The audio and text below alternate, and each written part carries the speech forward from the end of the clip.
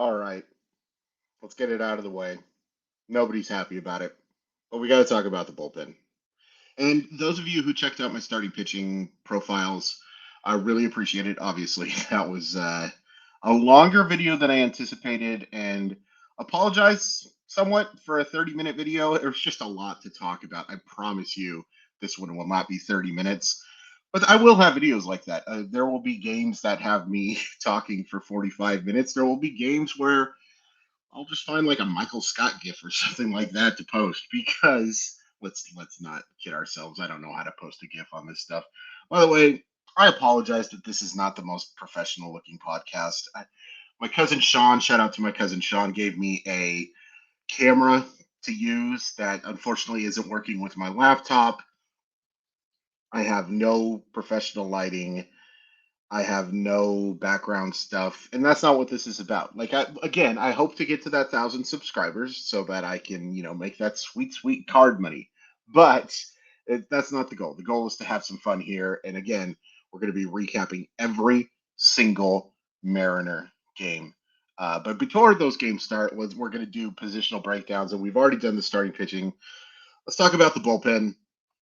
So I mentioned the last episode during that starting pitching thing that I've talked about 7 times now, that it's the best starting rotation on paper that I have seen in my years of being a Mariner fan, and there are a lot of years of being a Mariner fan. You can tell looking at this face that there's been a lot of years rooting for that team. I don't think the bullpen is the best on paper I've seen, but it's really close. I still think those 2000, 2001 Mariner bullpens are the best I've seen. And maybe there's some nostalgia there, but Sasaki, Jeff Nelson, Arthur Rhodes, Jose Paniagua, there were some really good arms in that bullpen. This one has the talent to be the best. It just isn't quite there.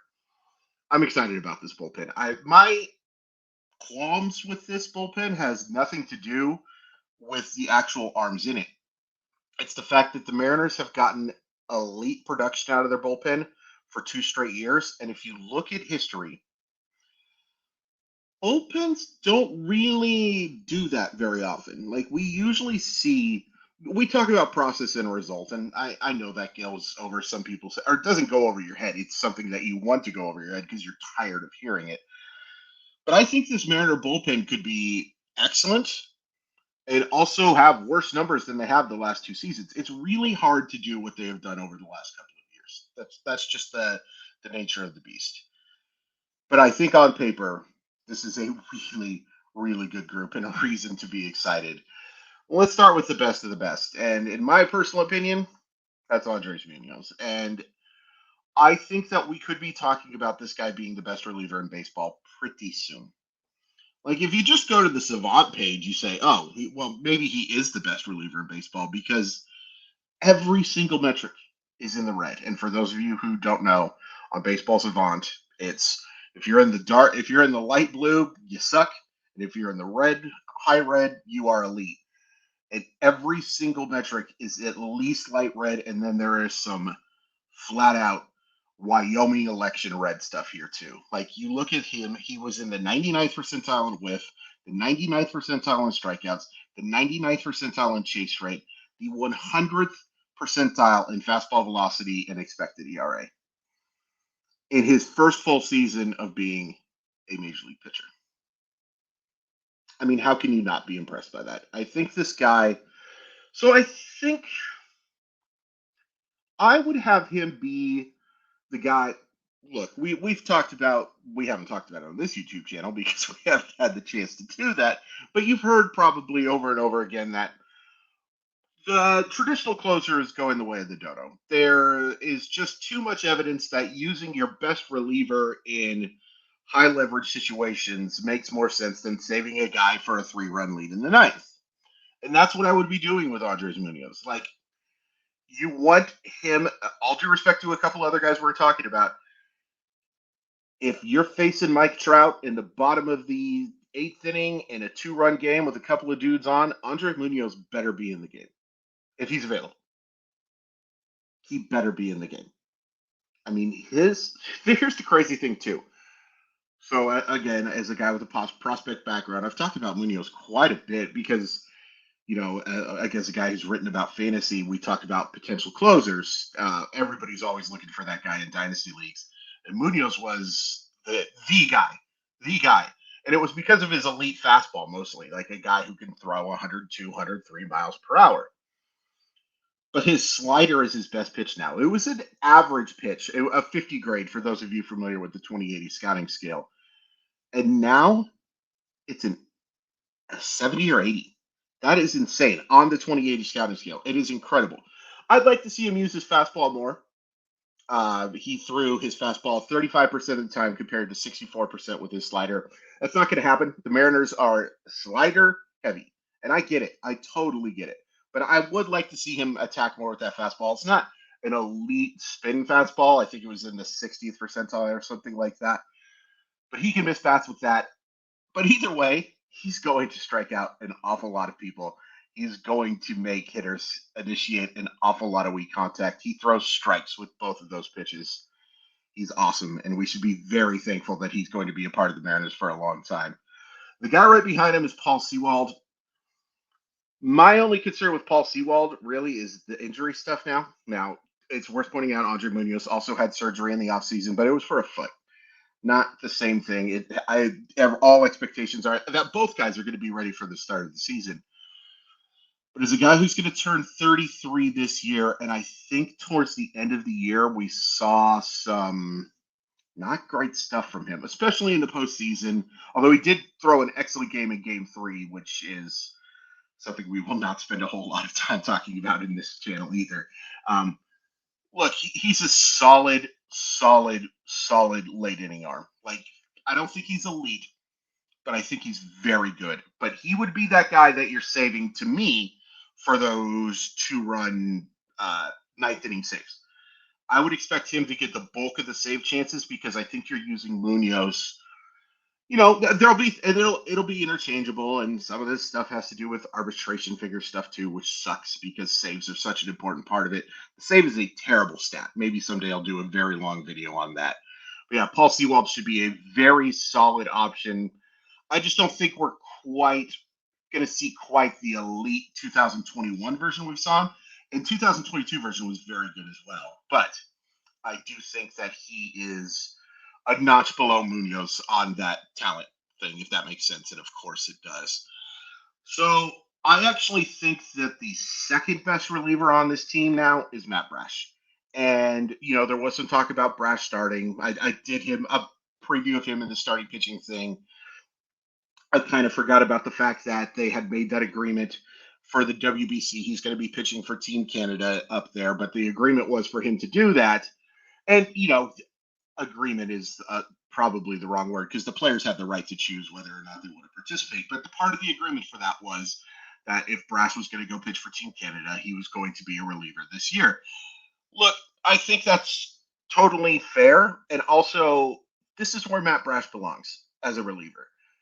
There's just too much movement on his pitches for him to ever be a trusted strike thrower. I'm sorry, that's a weird thing to say, but he just has so much movement on everything and has been his developmental cycle was so late that he developed this stuff so much later than a normal pitcher would that it's hard for me to imagine he's ever going to be able to throw enough strikes to be a 5 to 6 inning option. I'd love to be wrong because that stuff is a starter,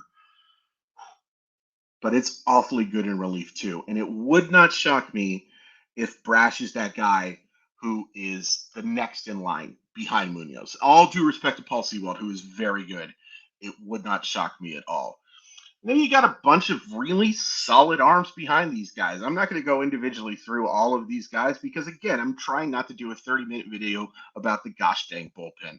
Diego Castillo, sucks that he lost his arbitration case, to be completely honest with you. But frustrating at times, no doubt about it. But overall, gets the job done and is such a nice, sixth inning, seventh inning guy. Even a guy who, can be that save option very late, like when you have the 3-run lead and you don't want to use Sewald or Munoz or something like that. It's nice to have that guy. Penn Murphy, which, as soon as you name your kid Penn Murphy, he's immediately going to become a 6th inning, 7th inning reliever. There's no other alternative for that person. Nominative determinism at its finest. Matt Festa, solid. Just a solid arm. These are the type of arms. The quantity of arms that they have is really important because we talked about it with the starting pitching too. You don't have the same kind of luck they've had with health. And they did have more injuries in the bullpen than they did in the starting rotation last year, obviously.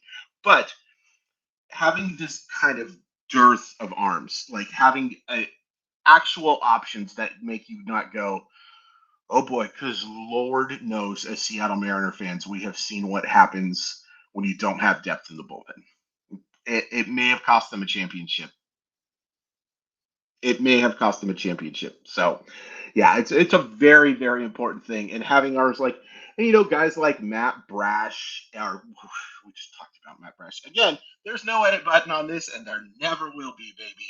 Having ours like Trevor Gott, who they picked up as their big free agent signing for a little bit until they signed AJ Paul. Like Justin Topa, a solid uh, see what you can do with the slider pitching machine. Like, see what happens with that type of arm, and you know, probably organizational depth. Far from a lock to make it.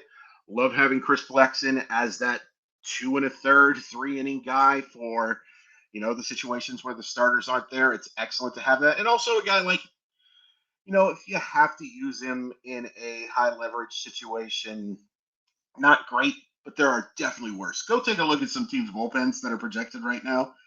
Yikes. Real quick on Chris Clark, who's their Rule 5 draft pick. I like him. I think he's really interesting too because he has a really good curveball. I wouldn't be shocked if the Mariners try to make that curvy a little more slight. You don't want to mess with something too much, but this is a 6'7" guy who gets up to like 93, 94 as a starter. I would love to see him in short spurts. I have heard from some that believe that he could be 97, 98 out of that short spurt. So that's exciting. It's something, there's an awful lot of risk for a pitcher who's never pitched, even in AAA yet. But as a 24-year-old who has shown A plus curveball, sometimes plus plus, and has a good but not great fastball, I'll be really intrigued to see what the Mariners do there. But yeah, this is a good bullpen. It's a really, really good bullpen. I would put it up against the overwhelming majority of arm groups that you're going to see from postseason teams. And if Munoz takes a step forward, which after just reading you those stats, I don't know how much of a step forward he can take. But like, look, his ERA was, I believe, 2.49, but his expected ERA was nearly a run below that.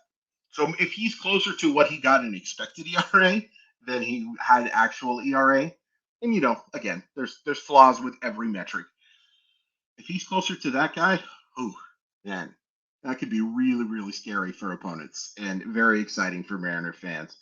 But yeah, I think this is a solid group. It's one that, again, my concern here is not the talent of the arms, but whether or not they can replicate the results that they put up for the last few years. Because outside of a few names, this is pretty much the same bullpen we've seen 2021, 2022. Also, great to have Casey Sadler back. For those of you unfamiliar, he I believe like if he didn't set a record, but he came awful close for scoreless appearances. A lot of luck there, but another arm that is awesome to have. Like he will give the guys like Murphy, Gott, and Clark a run for their money to be in that bullpen. So I think he can definitely be a helper. Real quick, Dylan Moore extension, great for the Mariners. Doesn't seem great for Dylan Moore, if I'm being completely honest with you, but that's the problem with this arbitration system. And I could do a 3-hour video on how silly that system is. I almost said a bad word. I'm not going to say a bad word because I know that there are young children watching my videos now. But yeah, it's a really silly system. But Dylan Moore is the quintessential utility guy that you want in your organization, and it's nice to have him for 3 years. Imagine he's going to be playing an awful lot against left-handed pitching, and I would imagine most of that, as Jerry Dipoto basically said in the media stuff on Wednesday, that he's kind of that perfect combination with Colton Wong, who Colton Wong great against righties, can't hit lefties. I think Dylan Moore is a little better against righties than Dipoto gave him credit for, but again, you know, It's not his strong suit, but he can mash left-handed pitching. So yeah, what do you think of this bullpen? Is this the best Seattle Mariner bullpen that we have seen? Does it compete with that 2001 group? I think it does, but it's not quite there. It's an excellent number two, and no number two jokes. Boy, oh boy, I just said young kids are watching that. End a video like that. So outside of that, if you liked it, please hit like, please hit subscribe. Follow me on Twitter at Crawford_MILB. You can see it on my name there.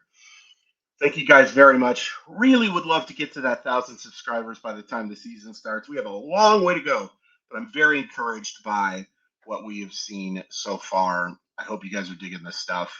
Really excited to actually do some game stuff. It's coming up. Spring training is just around the corner. It's fun. Bullpen. What do you think? And now I hit the end button.